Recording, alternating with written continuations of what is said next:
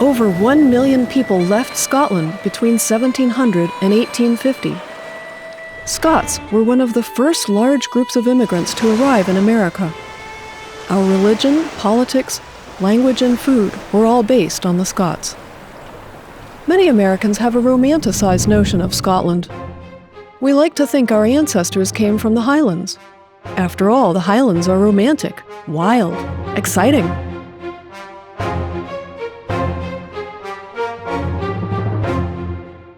I am going to tell you about the place that most Scots came from. The Central Belt, the lowlands of Scotland.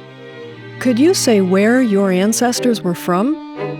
Or which ship they sailed to America on? Or why your family took that treacherous journey? I'm 85% Scottish, which is way above the norm.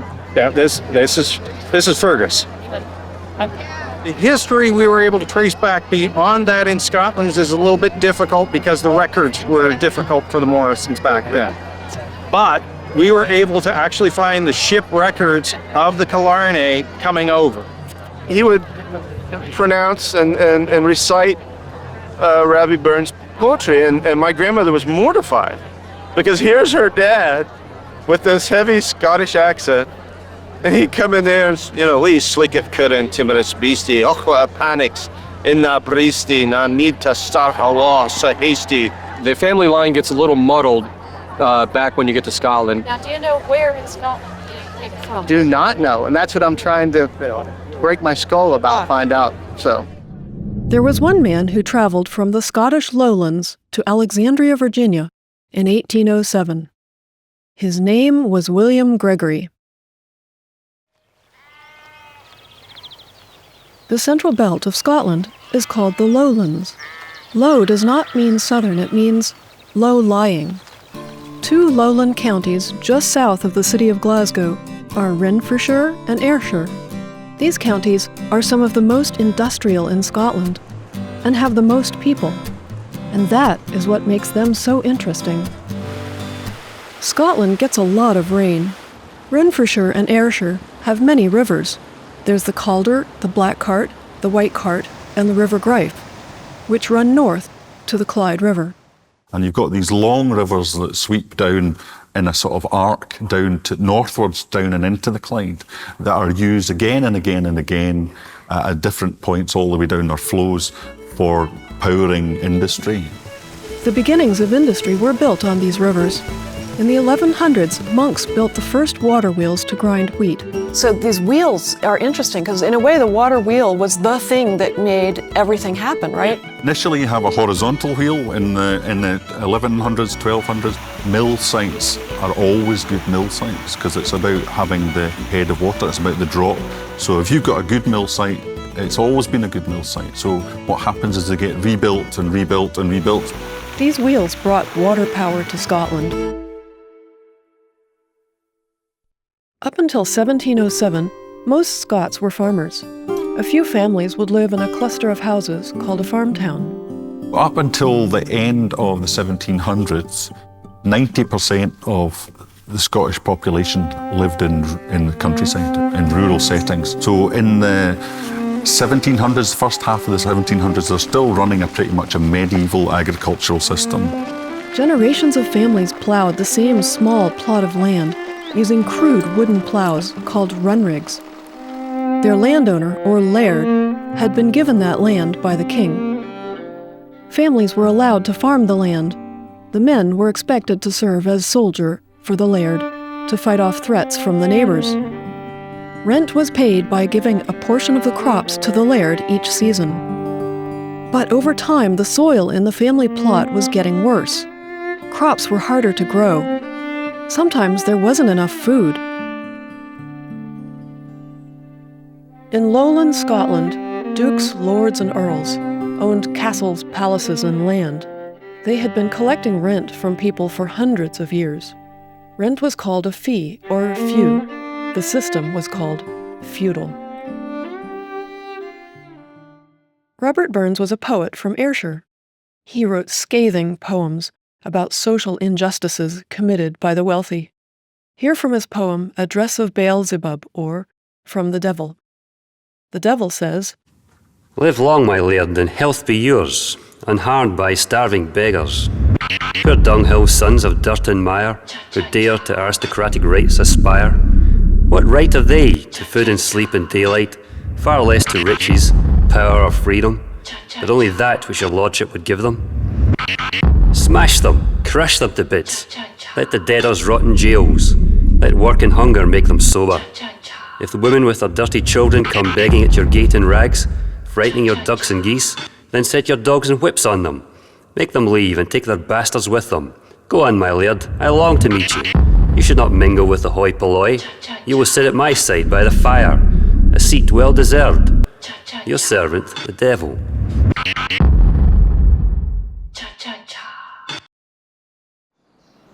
There were few roads, and only between the few larger towns. Muddy, overgrown paths led from one family farm town to another. No central government existed to clear roads. Scrubby common land surrounded the farm towns. You could gather wood, berries, and peat. Children ran naked. The trash was kept in a pile, called a midden heap, in front of the house. The highlight of the week was church, the Presbyterian church. You saw your neighbors and caught up on the news. You saw your landowner. He sat up front, while you sat on a stool that you brought. There were no pews. In Ayrshire, there was a small city called Kilmarnock. People moved there from the countryside and settled along Main Street.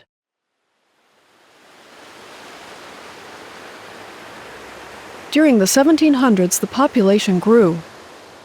One of the first families to settle there was the family of William Gregory. A man-made dam in the river fed water into a mill stream. A water wheel turned, creating power. The people built a weaving factory next to the river in 1743. In 1787, it became Gregory, Thompson and Company. The factory produced woolen carpets and blankets. Carpets made in Kilmarnock were known for their good quality and intricate designs. A partner in the factory and his wife had their first boy in 1789. They named him William Gregory. By the time William was 18, there were 9 children in the family.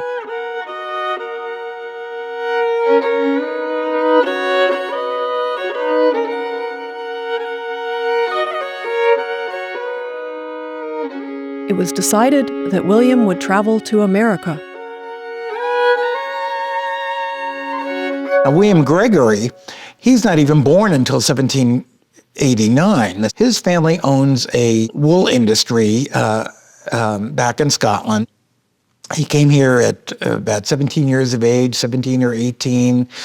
Well, William Gregory's arrival in Alexandria in 1807 the stage is really set a century before with the Treaty of Union in 1707, which united Scotland and England into Great Britain. This opened up trade opportunities to Scotland that were not available before. In 1707, Scotland and England were combined into one country, called Great Britain. Now, Scots were allowed to emigrate to America. Scottish landowners were no longer interested in battling the neighbors. Now the lords wanted nice things and fancy houses. New ideas for farming reached the lowlands of Scotland first. Better plows came in from England. The new way of farming was called crop rotation. Allowing fields to lie fallow would improve the soil. Now, landowners needed more crops so they could make more money. Suddenly, that scrubby common land was valuable. Big farms were the new thing. People in farm towns were out. However, people would now be needed seasonally for harvesting the crops. Workers would be paid a wage for the first time ever for seasonal work. So lairds set about designing and building small towns nearby for their workers. This was the birth of many lowland Scottish towns of today. It was the mid-1700s. Landowners started giving their farmers new 20-year leases. After 20 years, it was understood the families would have to leave their land and move to town. Now, roads were needed. So landowners had roads built. Some took great pride in their new towns and roads. They felt they were creating a social good. Their town would be attractive. So, to keep the new townspeople from putting the trash heap in front of the house, landowners built the houses right up to the street. All during the 1700s, people were cleared from the land. Families moved into towns. This was the beginning of Scotland as we know it. One event caused many people from the northern highlands of Scotland to leave their family clans and homes and travel south to the lowlands.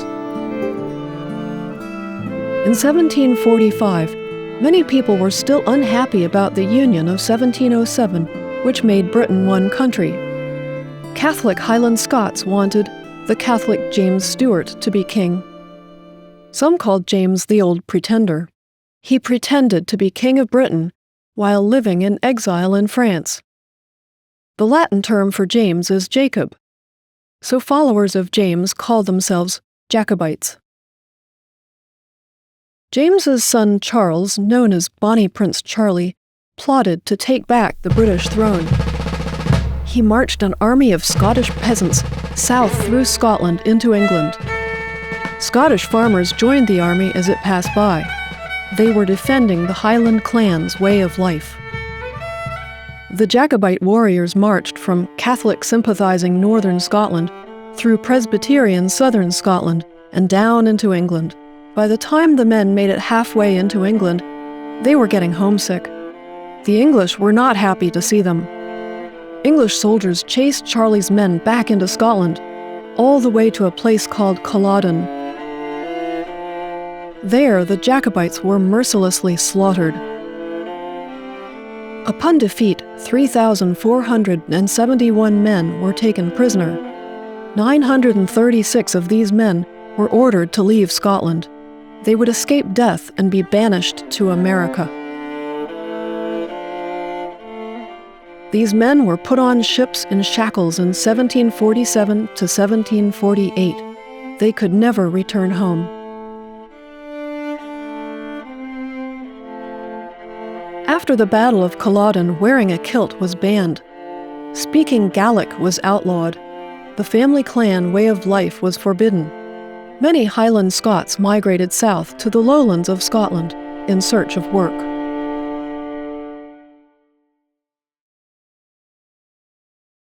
Scotland was flooded with cheap cotton in the late 1700s. Cotton was being shipped from America. That cut prices in half. Suddenly, money was to be made producing cotton fabric. Water wheels on the rivers were converted to power cotton spinning factories.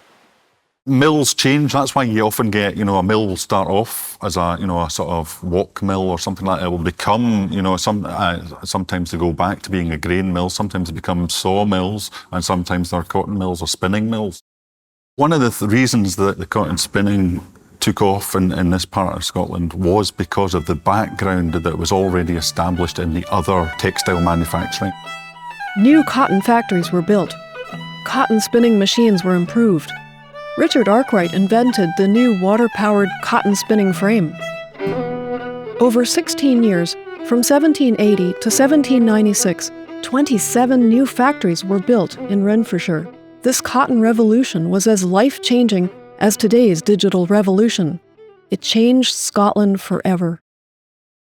From about 1700, 1710 to about 1780, the population of Port Glasgow doubles every 10 years. So it just increases exponentially. With the Cotton Revolution, people moved to the lowlands of Scotland for work. They came from the Highlands, they came from Ireland, they came from England. It was a population explosion. Along the Clyde River, whole towns were built. Street grids were laid out. Housing was built quickly for the new workers. These buildings housed many people and were called tenements. People worked in thread factories in Paisley. People spun silk in Lochwinnoch. They made cotton in New Lanark. They wove carpets in Kilmarnock. This is the time when everything changed. From here on, you could not live without money. You could not get by with foraging. You lived on your small wage from the factory. People used money for the first time.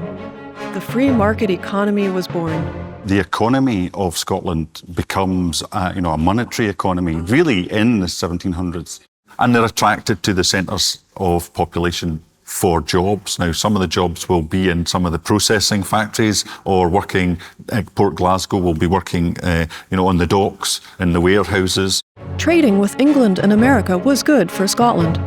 Some Scots went to university. People had more options.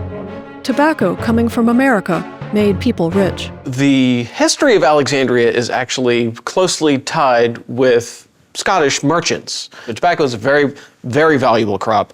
Obviously, it was grown here in Virginia. One of the most lucrative was the tobacco industry. So the cultivation of tobacco and transport to Scotland was a very important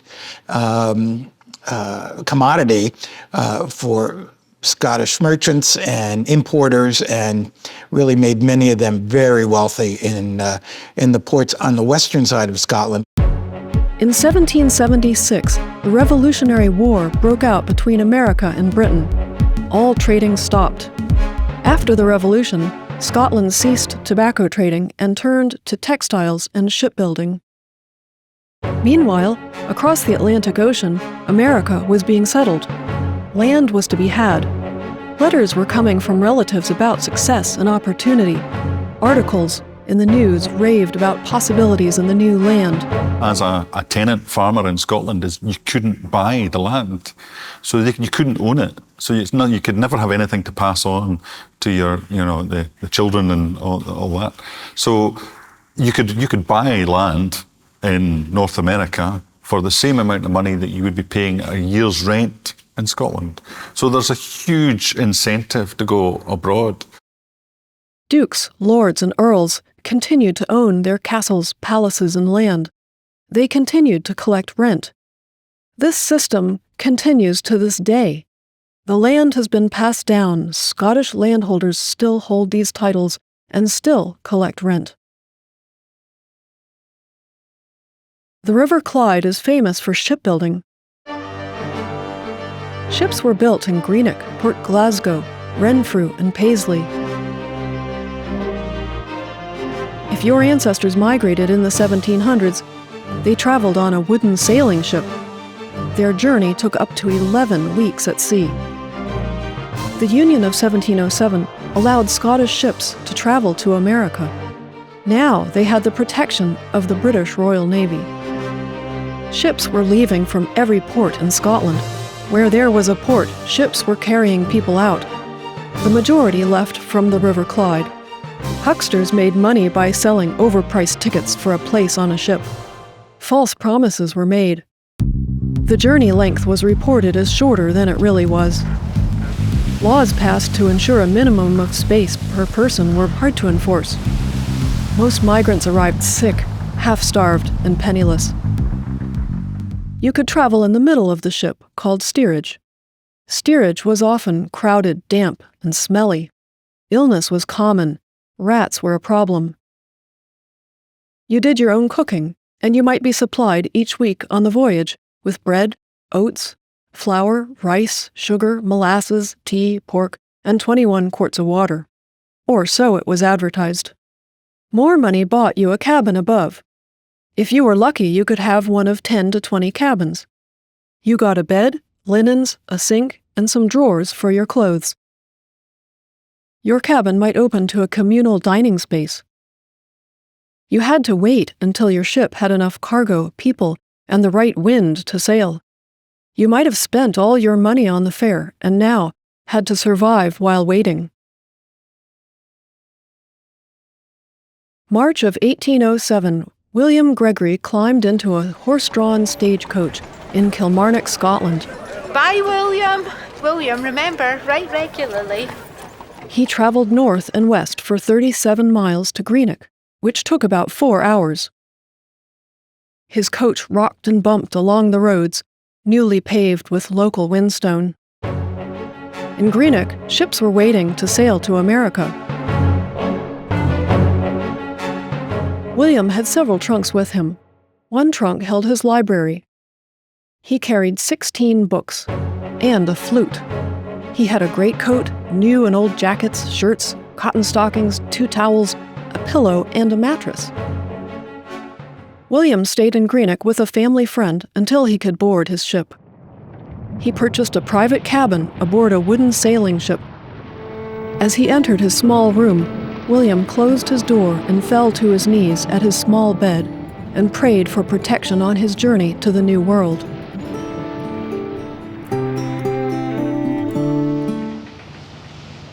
On March 21st, an easterly wind carried the ship down the River Clyde towards New York City.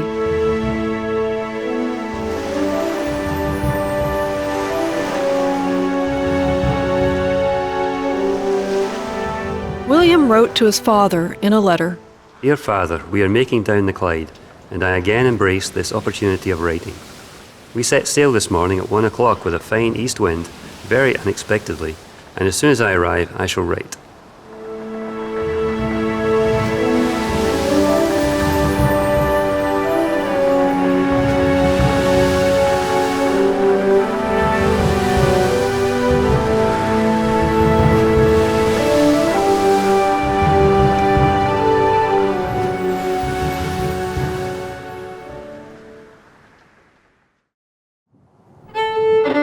The Clyde River behind me flows west and out to the Atlantic Ocean.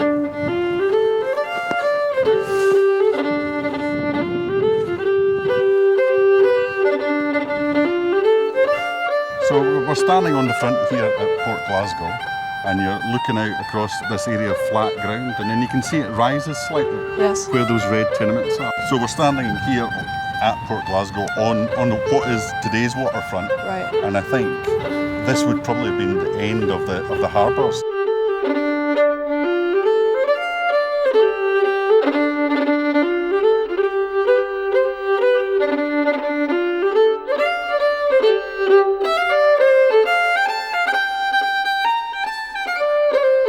Well, the structure was erected in 1775, and what we see now is the reconstruction from the 1830s following a fire.